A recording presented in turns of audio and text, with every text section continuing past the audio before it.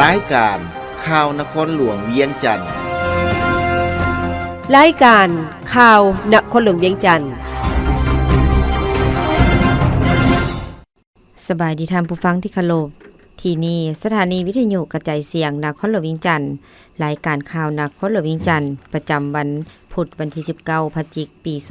2025ซึ่งมีข่าวที่สำคัญมานำเสนอ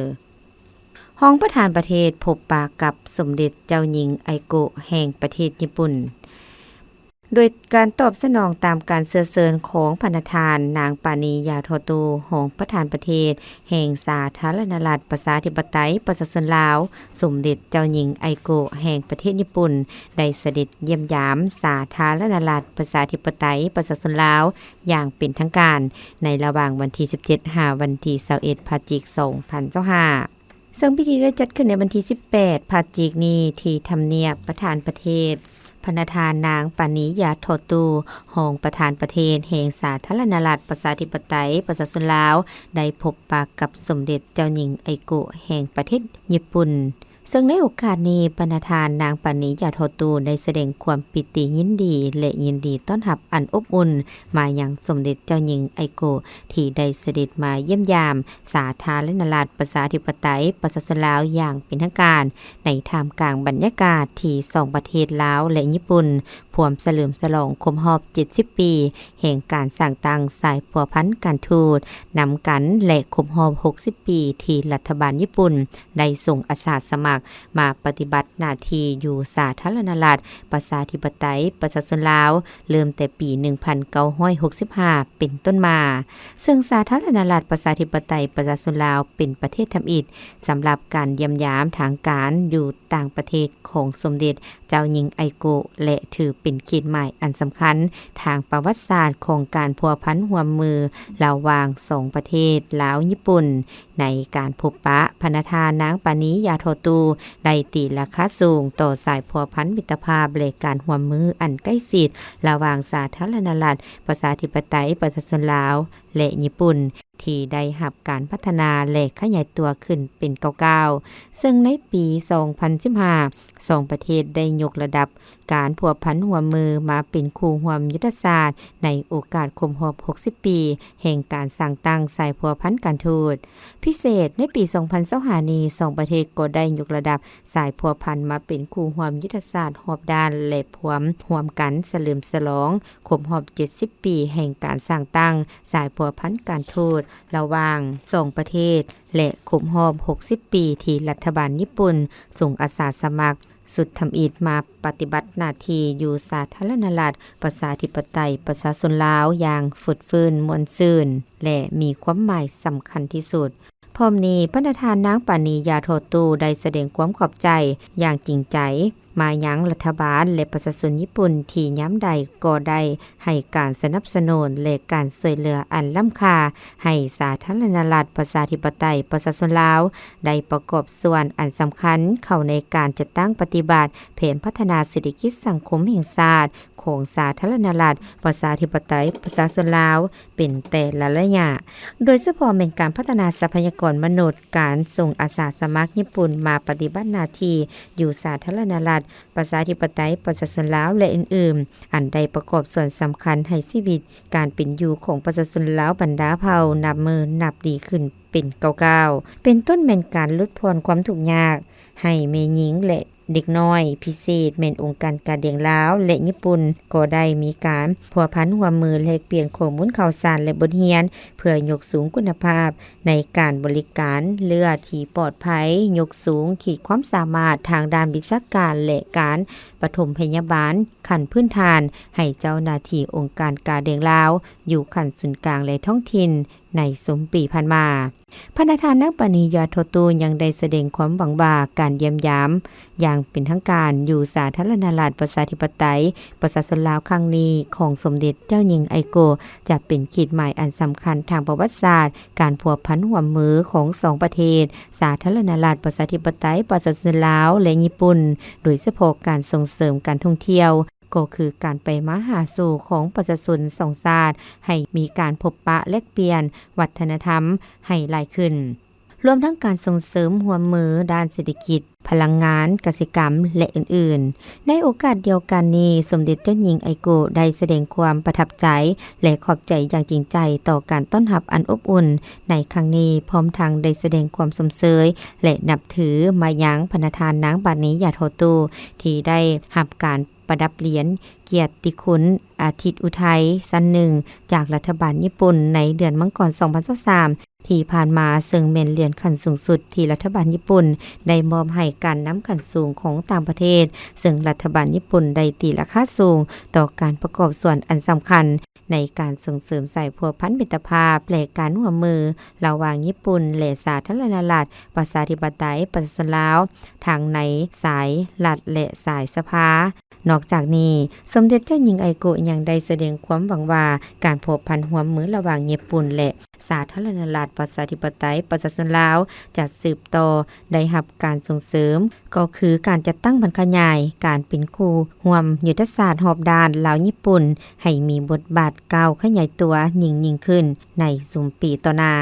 ในตอนท้ายพระประธานนางปณิยาโทตูได้อวยพรไสอันประเสริฐมายังสมเด็จเจ้าหญิงไอโกะขอให้สำเร็จผลทุกประการตลอดการเสด็จเยี่ยมยามสาธารณรัฐประชาธิปไตยประชาชนลาวในครั้งนี้อวยพรไสอันประเสริฐไปยังสมเด็จเจ้าจักรพรรดิและพระราชินีพร้อมด้วยพระบรมวงศานุวงศ์ทุกพระองค์จงมีพลานามัยสมบูรณ์มีความผาสุกอวยพรให้ประเทศญี่ปุ่นและประชาชนญี่ปุ่นจงสืบต่อได้รับผลสำเร็จใหญ่หลวงกว่าเก่าในการพัฒนาประเทศให้มีความเจริญรุ่งเรืองยิ่งขึ้นไปในตอนค่ำของวันเดียวกันยังได้มีพิธีบาสีสู่ขวัญและงานเลี้ยงต้อนรับอย่างเป็นทางการเป็นเกียรติให้สมเด็จเจ้าหญิงไอโกะแห่งประเทศญี่ปุ่นพร้อมโดยคณะในโอกาสสมเด็จมาเยี่ยมยามสาธารณรัฐประชาธิปไตยประชาชนลาวอย่างเป็นทางการในครั้งนี้โดยการเป็นเจ้าภาพของพระประธานนางปณิยาโทตูอีกด้วยท่านบุญทองจิมมณีลงเยี่ยมยามและเฮ็ดเวียกอยู่เมืองผาอุดมเมื่อบ่ดนมานี้ท่านบุญทองจิมมณีผู้ประจำการคณะเลขาธิการศูนย์กลางพรรคของประธานประเทศพร้อมด้วยคณะจากศูนย์กลางกระทรวงได้ลงเยี่ยมยามพบปะโอ้ลมคณะนำของแขวงนำโดยท่านคำแยงคอนไสสกิจรองเลขาพรรคแขวงรองประธานคณะกรรมการปกครองแขวงพร้อมด้วยการนำของแขวงมีท่านบุญศรีทองสวัยรองเลขาพรรคเมืองประธานคณะกรรมการปกครองเมืองพร้อมด้วยการนำของเมืองได้ให้เกียรติต้อนรับอย่างอบอุ่นในโอกาสที่เดินทางมาฮอดท่านพร้อมด้วยทีมงานก็ได้เดินทางไปเยี่ยมยามบ้านนาโฮมและได้ไปบ้านเกิดที่บ้านปางทองเมืองผาอุดมแขวงบ่อแก้วและในตอนเช้าของวันที่16พฤศจิกายน2565ท่านก็ได้โอ้ลมการนำของแขวงคงเมืองที่สโมสรของเมืองซึ่งให้เกียรติเข้าร่วมรับฟังมีการนำของแขวงการนำของเมืองพนักงานอาวุโสบำนาญกองบัญชาการทหารตำรวจกองพันใหญ่302ผู้อำนวยการโรงเรียนโรงหมอหน่วยบริการและวิสาหกิจธนาคารหัวหน้าห้องการอมข้างเมืองพร้อมด้วยพนักงานราชการทหารตำรวจเข้าร่วมรับฟังในโอกาสนี้ท่านบุญศรีทองสวัยรองเลขาพรรคเมืองประธานคณะกรรมการปกครองเมืองได้รายงานย่อเกี่ยวกับสภาพที่ตั้งและสภาพรวมของเมืองผาอุดมซึ่งเป็นเมืองทุกข์ยากของแขวงบ่อแก้วซึ่งทั่วเมืองมี12กลุ่มบ้าน2บ้านใหญ่มี66บ้านมีเนื้อที่ 1,889 กิโลตารเมตรพลเมือง 48,590 คนหญิง 24,434 คนมี 8,134 ครัวเรือนในนี้มีบ้านทุกข์ยาก33บ้านกว่า50ส่วนห้อยมีครอบครัวทุกข์ยาก 3,090 ครอบครัวมีพลเมืองทุกข์ยาก 17,845 คนหญิง 9,017 คนประชาชนส่วนใหญ่ถือเอาการปลูกฝังเป็นอาชีพต้นตอการเลี้ยงสัตว์และการบริการค้าขายเป็นอาชีพสำรองการปฏิบัติกลไกคุ้มของรัฐต่อเศรษฐกิจสังคมโดยกฎหมายได้เข้มงวดขึ้นโดยอาศัยทางแห่งผมซ้อนของท้องถิ่นเพื่อเฮ็ดให้เศรษฐกิจของเมืองขยายตัวรวมยอดรายรับทั้งหมดแผ่นปี36,752 ตื้อกีบปฏิบัติได้ 27,873 ตื้อกีบ เท่ากับ 75.84 ส่วนห้อยรวมยอดรายจ่าย 27,755 ตื้อกีบเท่ากับ 75.2 ส่วนห้อยมีเนื้อที่ปลูกยางพาราทั้งหมด 3,149.2 เฮกตาร์ปลูกใหม่490 เฮกตาร์ขายน้ำยางพาราจำนวน 789.33 ต้นการปลูกพืชเป็นสินค้าฤดูแล้งมีเนื้อที่585.11 เฮกตาร์และปลูกพืชฤดูฝนมีเนื้อที่ 2,039.2 เฮกตาร์เขื่อนใหญ่ข้าวเปลือก 1,029 ต้นเขื่อนใหญ่สัตว์ประเภทงัวควายแบ 1,070 ตัวและเขื่อนใหญ่เครื่องป่าของดง450 ต้นติดตามโครงการทางปูยาง2สั้นปากทาหาผาอุดมตามแผน 95.66 ส่วนห้อยปฏิบัติได้ 43.89 ส่วนห้อยสำเร็จการลงสำรวจแล้วตาข่ายไฟฟ้า 0.4 กิโลโวลต์ไปหาบ้านที่ยังบ่ทันมีไฟฟ้าสมไส้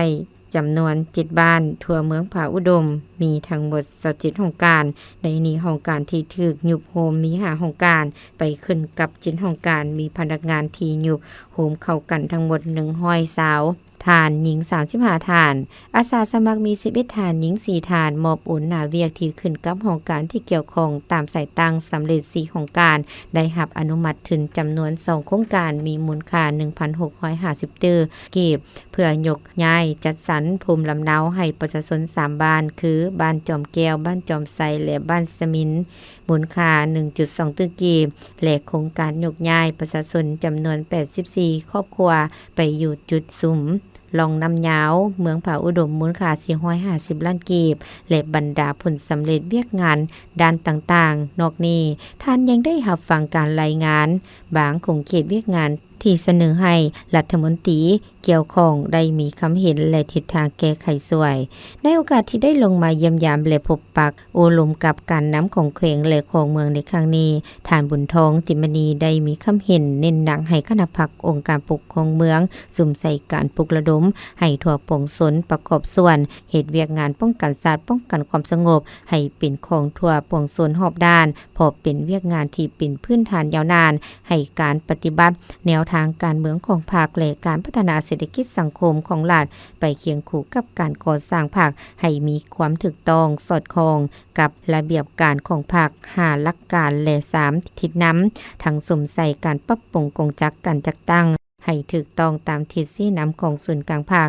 เกี่ยวกับการยุบและโหมบางขั้นการให้มีความสอดคล้องทั้งเห็นให้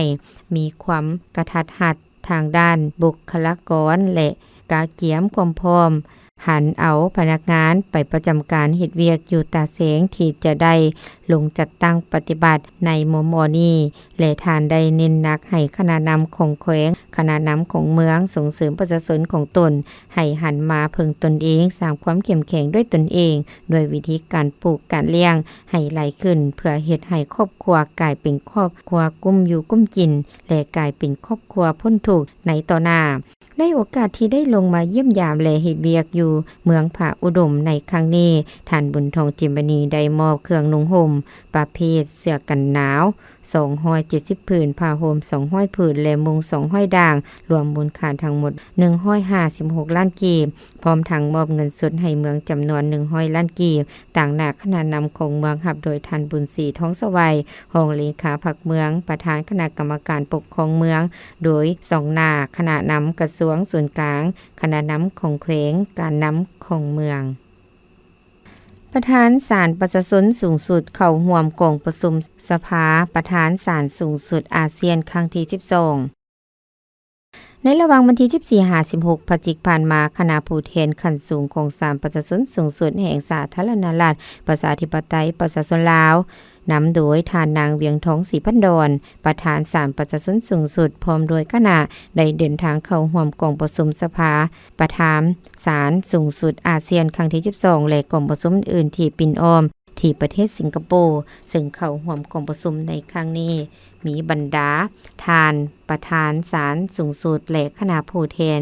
จากสาธารณรัฐประชาธิปไตยประชาชนลาวบรูไน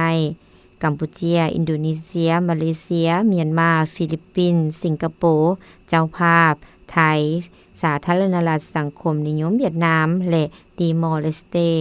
พร้อมด้วยฐานผู้ต่างหน้าจากสำนักงานเลขาธิการใหญ่อาเซียนและกองเลขาสภาประธานศาลสูงสุดอาเซียนเข้าร่วมกองประชุมครั้งนี้ซึ่งผู้นำขั้นสูงสุดของระบบตุลาการอาเซียนประจำปีที่แต่ละประธานศาลสูงสุดของบรรดาประเทศอาเซียนจะได้เข้าเพื่อปรึกษาหารือกำหนดแนวทางการร่วมมือในต่อหน้าร่วมกันพร้อมเดียวกันนี้ก็ยังจะได้ทบทวนคืนการจัดตั้งปฏิบัติแถลงการประธานศาลสูงสุดอาเซียนครั้งที่11แถลงการประเทศฟิลิปปินส์ที่ผ่านมาจุดประสงค์หลักของประชุม 1. สุขยุส่งเสริมการพัวพันร่วมมือที่ใกล้ชิดและเสริมสร้างความเข้าใจซึ่งกันและกันด้านเวียกงานตุลาการของประเทศอาเซียน 2. เป็นเวทีเพื่อปรึกษาหารือและแลกเปลี่ยนบทเรียนด้านต่างๆของบรรดาประเทศของบรรดาประธานศาลสูงสุดอาเซียน 3. อำนวยความสะดวกการร่วมมือด้านตุลาการในขอบเขตประเทศอาเซียนเพื่อเสริมสร้างการพัฒนาด้านเศรษฐกิจสังคมพร้อมเดียวกันนี้กองประชุมยังได้รับฟังการรายงานการจัดตั้งปฏิบัติเวียกงานและทิศทางแผนการเคลื่อนไหวของบรรดาคณะปฏิบัติงานหรือกลุ่มเวียกด้านต่างๆเพื่อกำหนดเป็นเนื้อในแถลงการร่วมของสภาประธานศาลสูงสุดอาเซียนครั้งที่12หรือแถลงการสิงคโปร์ในโอกาสที่เข้าร่วมกองประชุมทานประธานศาลประชาชนสูงสุดแห่งสาธารณรัฐประชาธิปไตยประชาชนลาวก็ได้มีคำเห็นต่อกองประชุมว่าศาลประชาชนสูงสุดในนามสมาชิกของสภาประธานศาลสูงสุดอาเซียนก็ได้มีความพยายามสูงสุดในการจัดตั้งปฏิบัติเวียกงานในระยะผ่านมาโดยการพันขยายเนื้อในของแถลงการครั้งที่11แถลงการเซบรูเข้าในการจะตั้งปฏิบัติเวียกงานวิสาสะเพาะภายในของตนสร้างนิติกรรมลุมกฎหมายเพื่อเป็นเครื่องมือในการพันขยายเวียกงานดังกล่าวเป็นต้นแมนการเผยแพร่เวียกงานศาลและการสร้างฐานข้อมูลด้านกฎหมายผ่านเว็บไซต์ของศาลประชาชนเพจ Facebook สำเร็จการสร้างคำแนะนำของศาลประชาชนสูงสุดว่าโดยการรับรู้ผลการแก้ไขข้อขัดแย้งทางด้านเศรษฐกิจภายในและต่างประเทศกำหนดการสร้างศาลให้เป็นศาลทันสมัยเข้าในแผนพัฒนาศาลประชาชน5 ปีครั้งที่5 2026-2030 สุขยูส่งเสริมพนักงานของศาลเข้าร่วมฝึกอบรมด้านวิชาสะโพต่างๆอย่างเป็นปกติเอาใจใส่ในการพัวพันร่วมมือแก้ไขปัญหาเด็กน้อยตามชายแดนในขอบเขต2ฝ่ายและหลายฝ่ายการดำเนินคดีต้านการค้ามนุษย์คดีสิ่งแวดล้อมและได้ถือสำคัญเวียกงานการตอบโต้แย้งโทษเถียงสักคดีในที่กองประชุมศาลเป็นปัญหาพื้นฐานในการสั่งสาติราคาข้อมูลหลักฐานและตัดสินพิพากษาคดีศาลประชาชนสูงสุดได้รับรู้และเข้าใจดีว่าการพัวพันร่วมมือและแลกเปลี่ยนข้อมูลข่าวสารซึ่งกันและกันทางด้านเวียกงานตุลาการภายในขอบเขตอาเซียนของพวกเราแม่นสิ่งที่สำคัญและจำเป็นที่สุดสำหรับการเข้าถึงกระบวนการยุติธรรมและการได้รับความยุติธรรมจากการดำเนินคดีโดยเฉพาะแม่นในระยะแห่งการเชื่อมโยงของบรรดาประเทศภาคพื้นและสากลในนี้การสร้างศาลให้เป็นศาลที่ทันสมัยนำใส่เทคโนโลยีเข้ามาช่วยในการบริหารศาลและบริการคดีก็เป็นสิ่งจำเป็นที่สุดสำหรับยุคปัจจุบันซึ่งศาลประชาชนสูงสุดได้สนับสนุนและเข้าร่วมในเวียกงานต่างๆด้านตุลาการของอาเซียนโดยการรับผิดชอบสูงสุดและเป็นเจ้าการร่วมกันเพื่อพร้อมกันปรับปรุงแก้ไขและเชื่อมโยงเข้าตามวิสัยทัศน์ของการสร้างประชาคมอาเซียนกระทรวงป้องกันประเทศของ2เหรียญคำจากการแข่งขันกีฬากระตอในรายการทีมสุดคูหญิงและทีมหญิงส่วนรายการทีมสุดซ้ายจำประสักของเหรียญคำและรายการทีม4คนซ้ายกระทรวงป้องกันความสงบขั้วใดเหรียญคำในงานมหกรรมกีฬาแห่งชาติครั้งที่12ที่นครหลวงเวียงจันทน์ในวันที่18พฤศจิกายนที่สนามกีฬาเดินในโฮมโอแลมปาเซียดงโดการแข่งขันกีฬากระตอประเภททีมสุดคู่หญิงและทีม4คนหญิงจากกระทรวงป้องกันประเทศได้ของเหรียญคำทั้ง2รายการ ในครั้งนี้ส่วนรายการครูหญิงเหรียญเงินตกเป็นของแขวงจำปาสักและเหรียญทองเป็นของแขวงคำมวนและบริคำไซรายการทีม4คนหญิงเหรียญเงินตกเป็นของแขวงจำปาสักส่วนเหรียญทองแมนคำมวนและบริคำไซส่วนรายการทีมสุดคู่ทรายเหรียญคำตกเป็นของนักกีฬากระตอจากแขวงจำปาสักแขวงสวรรณเขตได้เหรียญเงินและเหรียญทองตกเป็นของกระทรวงป้องกันประเทศรายการทีม4คนทรายนักกีฬาจากกระทรวงป้องกันความสงบได้ของเหรียญคำส่วนเหรียญเงินตกเป็นของนครหลวงวิงจันทร์และเหรียญทองแม่นแขวงคำมวนและบริคำไซซึ่งให้เกียรติเข้าร่วมมอบเหรียญครั้งนี้มีฐานอาจสะพังทองศรีพันดรเจ้าของนครหลวงวิงจันทร์มีทามพันโทสมจิตสุริวงศ์ศักดิ์คณะกลุ่มอบรมกลุ่มใหญ่เสนาธิการกองทัพมีทานดรไพวันแก้วประเสริฐรองรัฐมนตรีกระทรวงสาธารณสุขคณะกรรมการกีฬาแห่งชาติและทานนักบัววอนสุขละแสงหัวหน้าแผนกการเงินนครหลวงเวียงจันทน์ต่อไปเส้นทางที่ตามรับฟังข่าวต่างประเทศการลงทุนเขตชายแดนแม่นการลงทุนให้ความเสถียรภาพของเวียดนามวิทยุกระจายเสียงเวียดนามรายงานบางบดลมณีว่าอยู่หลายท้องถิ่นในทั่วประเทศได้ดำเนินพิธีเริ่มลงมือก่อสร้างโรงเรียนกินนอนขั้นประถมและมัธยมต้นอยู่หลายโรงเรียนเพื่อปฏิบัติกระบวนการทั่วประเทศเพื่อนักเรียนเขตชายแดนข่าวระบุตื่มว่าอยู่แขวงกวางวายทานเหวียนหัวบิงหองนายกรัฐมนตรีผู้ประจำการรัฐบาลได้เข้าร่วมพิธีเริ่มลงมือก่อสร้างโรงเรียนกินนอนขั้นประถมและมัธยมต้นอยู่บรรดาตาแสงเขตชายแดนดินต่อแพนอยู่ตาแสงยุกนงและ3สถานที่เสื่อมต่ออื่นๆอยู่บรรดาตาแสงโมไรหรือเกยและซาลองนี่แม่นบรรดาโครงการจุดสมนอนในแผนนโยบายการลงทุนก่อสร้างโรงเรียนอยู่บรรดาตาแสงเขตชายแดนติดต่อแผนในพิธีทานเหวียนหัวบิงได้ยังยืนว่าบรรดาโครงการแสดงน้ำใจความรับผิดชอบของภาครัฐต่อภารกรรมการศึกษาสำหรับประชาชนเขตห่างไกลศกลีกเขตชายแดนของประเทศเพื่อให้บรรดาโครงการปฏิบัติสำเร็จโดยไวต่อไปเส้นทางที่ตามรับฟังข่าวพยากรณ์อากาศมวลอากาศหนาวเย็นจากประเทศจีนมีกำลังแรงยังจะสืบต่อแผ่ลงมาปกคลุมอยู่ทั่วทุกภาคของประเทศลาวโดยกำลังปานกลางหาแรงสมทบกับกระแสลมตะวันออกเฉียงเหนือพัดปกคลุมซึ่งจะเห็นให้สภาพอากาศยังจะหนาวเย็นอยู่ทั่วไปและจะหนาวเย็นหลายอยู่แขวงภาคเหนือลงหาภาคกลางและเขตภูเพียงบริเวณพร้อมจะมีลมพัดแรงอยู่บางท้องถิ่นในระยะวันที่19หาวันที่20พฤศจิกายน2025นี้ดังนั้นจึงแจ้งเตือนถึงประชาชนบรรดาเผ่าองค์การปกครองท้องถิ่นและองค์การจัดตั้งทุกภาคส่วนจงมีสติเกี่ยมพร้อมรับมือกับสภาพการเปลี่ยนแปลงของอุณหภูมิอากาศหนาวเย็นดังกล่าวโดยเฉพาะอยู่เขตผู้สูงผู้ดอยและหอมภูเส้นบรรดาแขวงภาคเหนือแขวงไสสมบูรณ์ภาคกลางและเขตภูเพียงบริเวณอากาศจะหนาวเย็นหลายซึ่งอาจจะมีผลกระทบต่อสุขภาพของผู้เฒ่าและเด็กน้อยขอให้รักษาสุขภาพนุ่งห่มให้ห่างกายอบอุ่นอยู่เสมอพร้อมทั้งให้ติดตามข่าวพยากรณ์อากาศจากกรมอุตุนิยมและอุทกศาสตร์อย่างเป็นประจำพยากรณ์อากาศแต่เวลา 7:00 นของวันที่19หาเวลา 7:00 นของวันที่20พฤศจิกายน2025ภาคเหนือด้านตะวันออกพงสลีหัวพันและสิงขวางอากาศจะหนาวเย็นหลายพร้อมมีหมอกหนาปกคลุมอยู่ทั่วไปและจะมีฝนตกในระดับคอยพร้อมมีลมพัดแรงอยู่บางท้องถิ่นหรือเนื้อที่การปกคลุมของฝนเท่ากับ40ส่วนห้อยของภาคอุณหภูมิในระหว่าง 15-17 องศาภาคเหนือด้านตะวันตกแขวงหลวงน้ำทาบ่อแก้วอุดมไสหลวงพระบางและแขวงไสยบุรีอากาศจะหนาวเย็นหาหนาวเย็นหลายพร้อมมีหมอกปกคลุมในตอนเช้าและจะมีฝนตกในระดับคอยอยู่บางท้องถิ่นหรือเนื้อที่การปกคลุมของฝนเท่ากับ30ส่วนห้อยของภาคอุณหภูมิในระหว่าง13-25องศา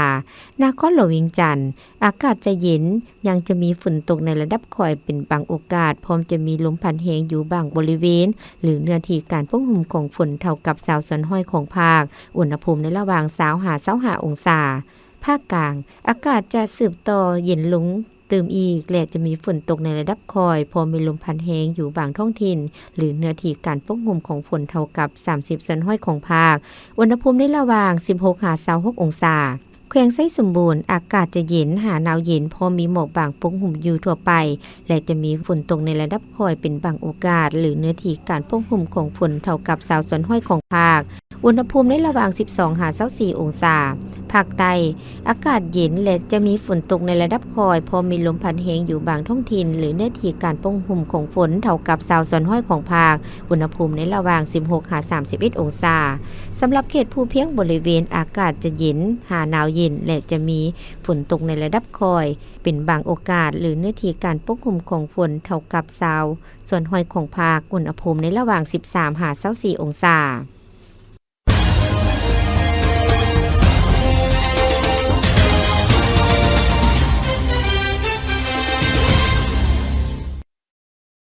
ต่อไปเส้นทางที่ตามรับฟังแจ้งการถึงองค์การจัดตั้งรัฐสากลเอกชนพนักงานทหารตำรวจวิสาหกิจตลอดฮอดพ่อแม่ประชาชนบรรดาเผ่าและสาวค้าขายผู้นำไส้รถใส่ถนนทั่วนครหลวงเวียงจันทน์เรื่องการก้าเกียมปรับเปลี่ยนทิศทางการสัญจรตามเส้นทางในขอบเขตใจกลางนครหลวงเวียงจันทน์อิงตามข้อตกลงของเจ้าของนครหลวงเวียงจันทน์ว่าด้วยการจัดตั้งเลขเคลื่อนไหวของแผนกโยธาธิการเลขขนส่งนครหลวงเวียงจันทน์ฉบับเลขที่444/จนวลงวันที่7เมษายน2023อิงตามแจ้งการของทานเจ้าของนครหลวงเวียงจันทน์ว่าด้วยการเปลี่ยนทิศทางการสัญจรในตัวเมืองนครหลวงเวียงจันทน์ฉบับเลขที่06/จนวลงวันที่27กันยายน2023อิงตามหนังสือของโครงการขนส่งแบบยินยงในทั่วตัวเมืองนครหลวงเวียงจันทน์ฉบับเลขที่470/ยทคจำคขยตลงวันที่17พฤศจิกายน2025แผนกโยธาธิการและขนส่งนครหลวงเวียงจันทน์ขอถือเป็นเกียรติแจ้งมายังทานทราบว่าโครงการขนส่งแบบยินยงในตัวเมืองนครหลวงเวียงจันทน์พร้อมดำเนินหน้าเวียกกาเกี่ยมปรับเปลี่ยนทิศทางการสัญจรตามเก้าเส้นทางในเขตใจกลางเมืองของนครหลวงเวียงจันทน์ซึ่งมีการจัดตั้งปฏิบัติหน้าเวียกดังนี้ 1. การปูหยางหัว 2. ติดตั้งป้ายจราจรป้ายเตือนป้ายกำหนดป้ายห้ามและอื่นๆ 3. ติดตั้งและปรับปรุงระบบไฟจราจร 4. แต้มเส้นจราจรและลูกศรสีบอกทิศทางใส่พื้นถนนตามเส้นทางที่เป็นเครื่องหมายปรับเปลี่ยนทิศทางการสัญจรซึ่งรายละเอียดดังนี้ 1. ถนนเข้มของเปลี่ยนเป็น2ทิศทาง 2. ถนนเจ้าฟ้างุ่มเปลี่ยนเป็นเส้นทางขาเข้า 3. ถนนสีฐานเปลี่ยนเป็นเส้นทางลง 4. ถนนขุนบุรมเปลี่ยนเป็นเส้นทางขึ้น 5. ถนนเจ้าอนุเปลี่ยนเป็นเส้นทางขาเข้า 6. ถนนฝรั่งซัวยินเปลี่ยนเป็น2ทิศทาง 7. ถนนนอเกลกุมมานเปลี่ยนเป็น2ทิศทาง 8. ถนนมันทาทุราชเปลี่ยนเป็น2ทิศทาง 9. ถนนต่อหน้าสถานทูตฝรั่งเปลี่ยนเป็น2ทิศทาง